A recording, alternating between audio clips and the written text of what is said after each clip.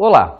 Trabalharemos hoje com um tema muito importante ao direito constitucional, os direitos e garantias fundamentais. Mas, para começar o assunto, afinal, o que é o catálogo de direitos fundamentais? Ou seja, aonde estão inscritos os direitos e garantias fundamentais?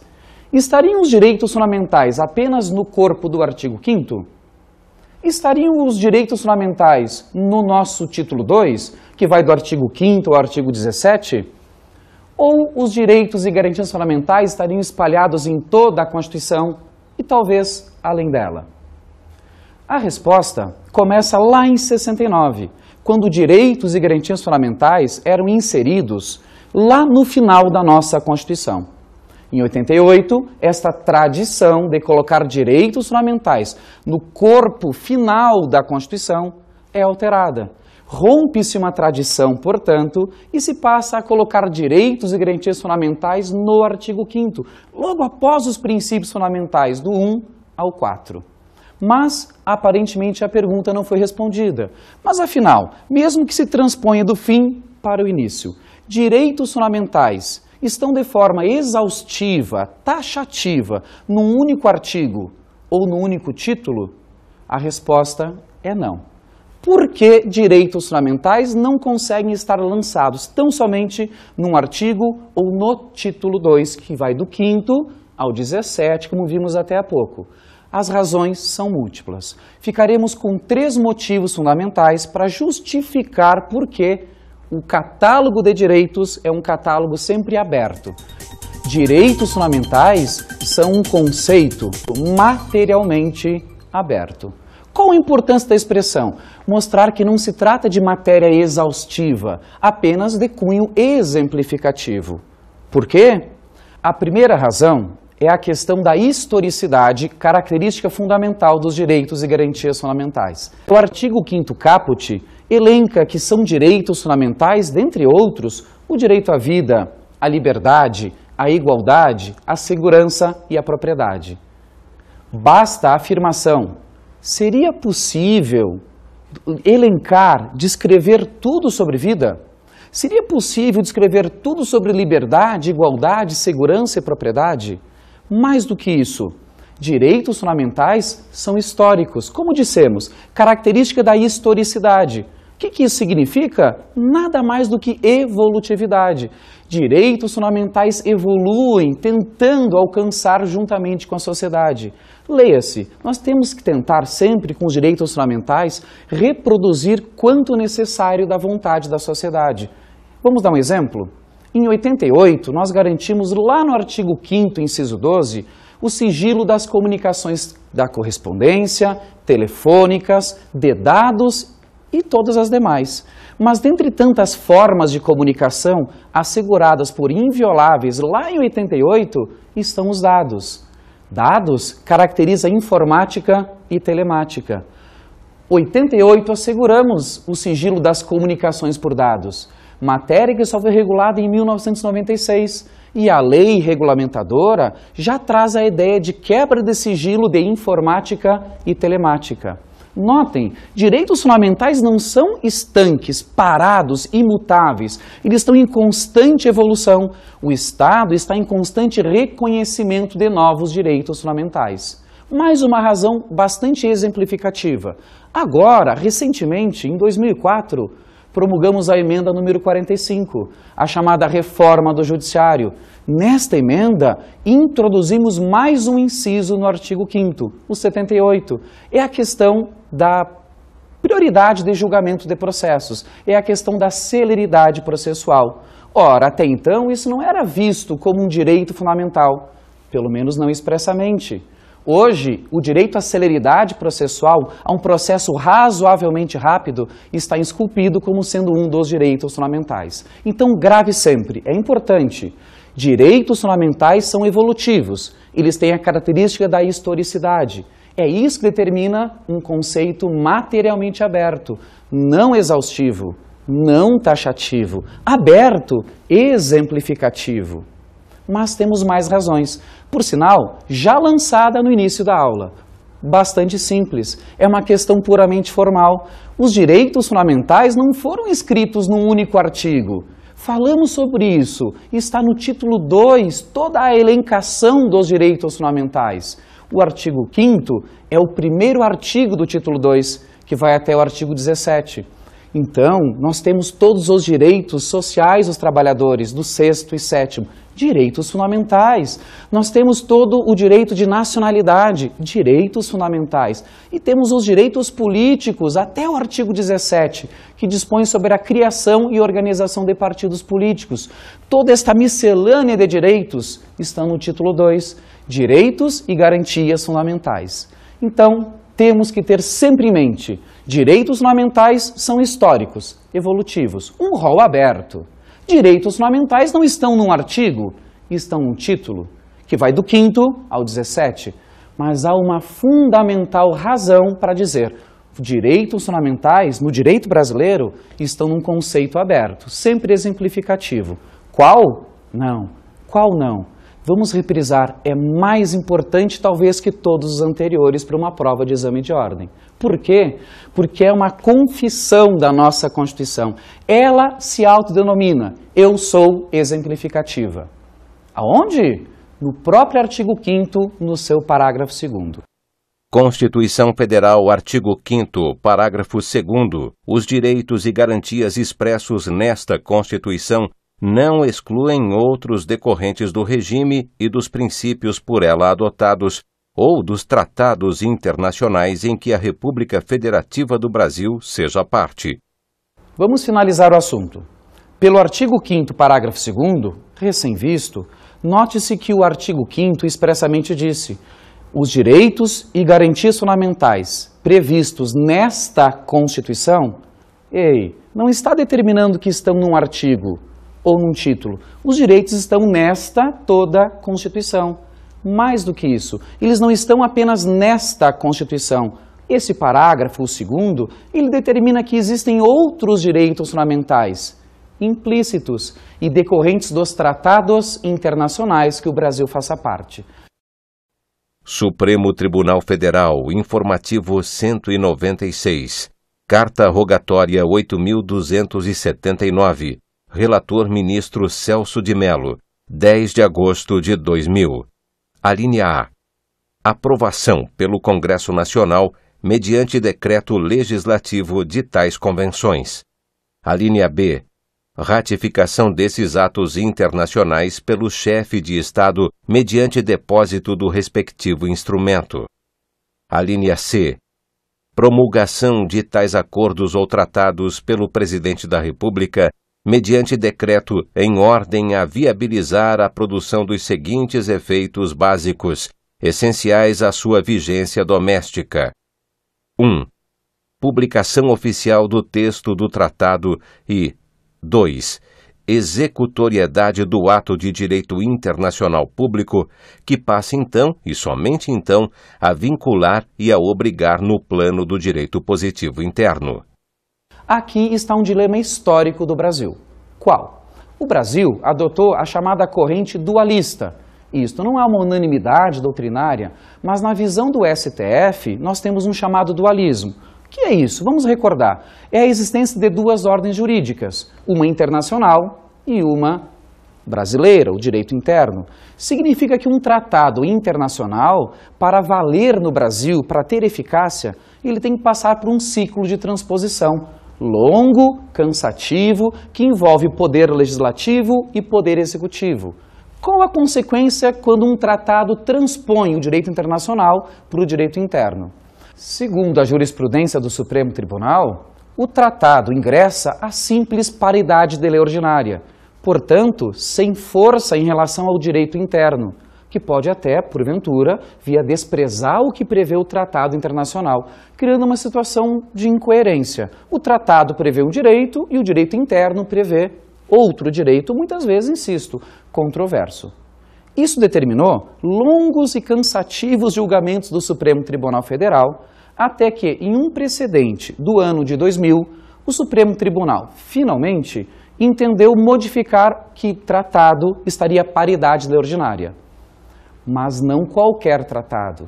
a mudança de entendimento do STF fica tão somente relativa aos tratados do artigo 5º, parágrafo 2º, os tratados que trazem direitos fundamentais.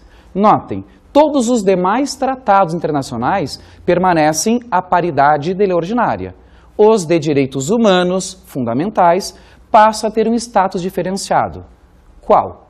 Em 2000, o STF, o relator ministro Sepúlveda Pertence, entendeu que tratados de direitos fundamentais passam a ter força supralegal. Leia-se, eles estarão num patamar superior à lei, mas sempre de forma inferior à própria Constituição. Então, insisto, os tratados de direitos humanos, eles continuam normas infraconstitucionais, todavia acima da legislação interna, dando o status, a força necessária ao assunto, direitos fundamentais. Mas, muita atenção para o exame de ordem. Talvez a das problemáticas melhor resolvidas até agora numa emenda. Qual? Hoje, com o advento da emenda 45, a reforma da Previdência, temos um status radicalmente diverso aos direitos fundamentais, previstos em tratados. Quais? Colegas, se hoje um tratado de direitos humanos, pós-emenda 45, se hoje um tratado de direitos humanos for incorporado no direito interno, como se faz o processo das emendas constitucionais, os tratados de direitos humanos passam a ter status de Constituição, passam a ter força de emenda constitucional. Constituição Federal de 1988, artigo 5º, parágrafo 3º. Os tratados e convenções internacionais sobre direitos humanos que forem aprovados em cada casa do Congresso Nacional, em 2 turnos, por 3/5 dos votos dos respectivos membros, serão equivalentes às emendas constitucionais. Vamos falar um pouquinho, então, das chamadas cláusulas pétreas. As cláusulas pétreas que estão previstas no artigo 60, parágrafo 4º da Constituição, mas sempre ligando as cláusulas pétreas, que são várias, ao tema da nossa aula, direitos e garantias fundamentais, que é a previsão do inciso 4. A primeira atenção que todo candidato em exame de ordem tem que ter é que a leitura do artigo 60, parágrafo 4º é muito clara. Ela diz, não será objeto de deliberação a proposta de emenda tendente a abolir. E lá no finzinho, tendente a abolir direitos e garantias fundamentais. Notem a clareza da Constituição. O que não se pode é deliberar propostas de emendas tendentes a abolir. Não há uma permissão que se delibere e uma proibição ao ato de promulgar. Não se pode deliberar propostas de emendas inconstitucionais. Ora, se não se pode deliberar e o Congresso delibera, o simples fato de estarem votando a proposta de emenda, porque ela é tendente a abolir, este ato concreto da votação é inconstitucional. Se assim é, merece controle de constitucionalidade durante o processo legislativo. Como se faz esse controle durante o processo? Tentando parar a deliberação. Note, o objeto do controle não é a emenda, ela não existe, é apenas o fato de estarem deliberando o que é proibido. Esse controle, em se tratando do Congresso Nacional, ele far-se-á no Supremo Tribunal Federal, competência originária. Como? Através de mandado de segurança. E isso tem que ficar claro. Em se tratando de Congresso, é no Supremo, via mandado de segurança. Entendida a questão de deliberação e sua proibição, resta analisar ainda mais um ponto sobre cláusulas pétreas. A questão da expressão tendentes a abolir. Vamos recordar. Diz claramente o artigo 60, parágrafo 4º. A proposta de emenda não poderá ser tendente a abolir. Quando o Constituinte coloca tendente a abolir, ele quer significar, ele quer traduzir a ideia do núcleo essencial de um direito. Não se fala em modificar. Por muito tempo, e ainda hoje se escreve, que cláusula pétrea é uma cláusula de imutabilidade absoluta. Isso é uma meia-verdade. Cláusulas pétreas podem ser modificadas, desde que a cláusula pétrea não seja modificada no sentido prejudicial, tendente a abolir, tendente a reduzir, tendente a diminuir o alcance do direito fundamental. Notem, a prova está que recentemente, com a emenda número 45, reforma do Judiciário, acrescentamos no artigo 5º mais um direito fundamental. visto há pouco, o direito à celeridade processual. Ora, emendar o artigo 5º é possível. O que não pode é reduzir os direitos já existentes. Por isso a expressão tendente a abolir. Os sujeitos dos direitos e garantias fundamentais, ou seja, os destinatários. Quem possui direitos e garantias fundamentais? A primeira dúvida que muito se discutiu é se brasileiros e estrangeiros têm direitos fundamentais no Brasil. A resposta foi dada expressamente pelo artigo 5º caput, que diz: todos são iguais perante a lei, sem distinção de qualquer natureza, garantindo-se aos brasileiros e aos estrangeiros residentes no país a inviolabilidade do direito à vida, à liberdade, à igualdade, e vai embora. Notem, é para brasileiros e estrangeiros residentes no país. Isso não pode determinar que se interprete de forma gramatical ou talvez estrita em demasia. Residir, morar. Residir, ânimo definitivo, já ouvi muito. Não, residir, pelo menos no contexto constitucional do artigo 5º, é simplesmente estar em território brasileiro. Quem está no Brasil, com muita simplicidade, é claro, tem direitos e garantias fundamentais previstos na nossa Constituição e nos tratados que o Brasil adota. Não pensar nessa hipótese, interpretar de forma restritiva residir ao pé da letra, talvez civilmente falando, seria excluir qualquer estrangeiro em trânsito, em turismo no Brasil, de um direito fundamental como a vida, pelo fato dele simplesmente não residir. Residir, insiste-se, é estar. Com muita simplicidade, é claro. Quem está no Brasil e em nosso território tem direitos fundamentais. E não esqueça também, território entra mar territorial, espaço aéreo, navios, aviões, tudo aquilo que o direito internacional compreende dentro de um Estado soberano. Todas as chamadas extraterritorialidades, não se limitando, portanto, ao espaço geográfico chamado mapa brasileiro. Muito mais além disso. O segundo ponto interessante no exame de ordem é discernir pessoas naturais e pessoas jurídicas. Para resolver o dilema, se pessoas naturais e pessoas jurídicas têm direitos fundamentais, basta percorrer alguns incisos do artigo 5º da Constituição. Vamos ver comigo? Alguns exemplos. O artigo 5º, inciso 2º, ele diz: ninguém será obrigado a fazer ou deixar de fazer alguma coisa senão em virtude da lei. É o tão conhecido princípio de legalidade, que determina, como diz a redação, o fiel cumprimento à lei. Negar direitos fundamentais à pessoa jurídica, pelo fato de ser pessoa jurídica e não a pessoa natural, humana, com vida, seria dizer que a pessoa jurídica não deve cumprir a lei, ou que ela não pode exigir que, em razão a ela, cumpram a lei. Não dá. Pessoas jurídicas têm direito à legalidade. Mas notem outro exemplo. É o artigo 5º, inciso 22.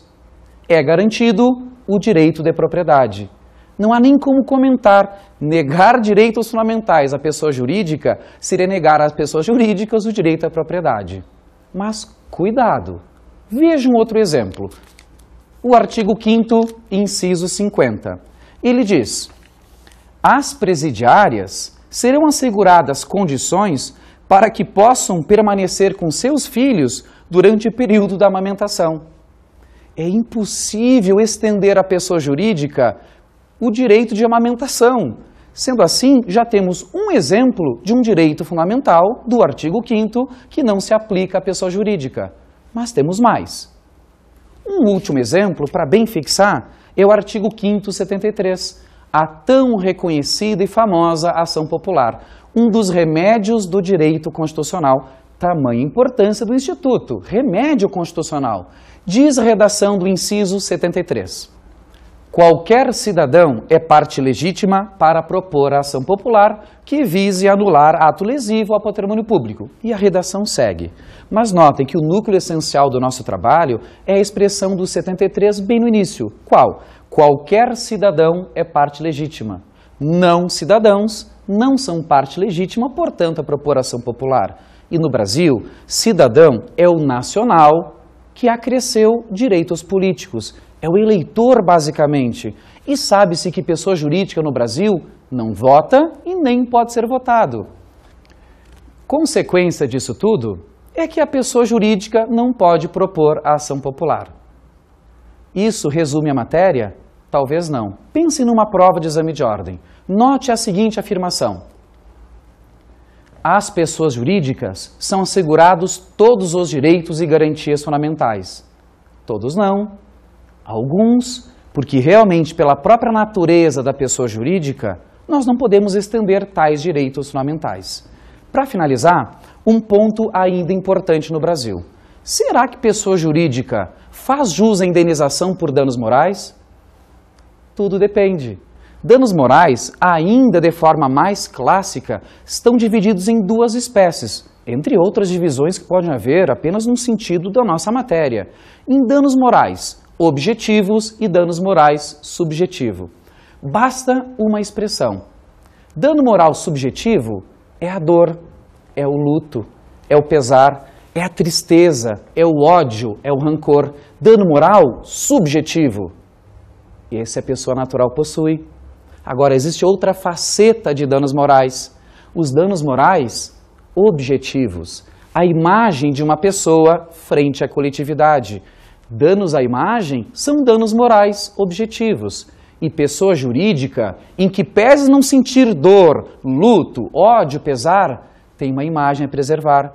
Resta então, danos morais se asseguram às pessoas jurídicas? Sim, desde que na sua acepção objetiva, a questão da imagem das pessoas jurídicas.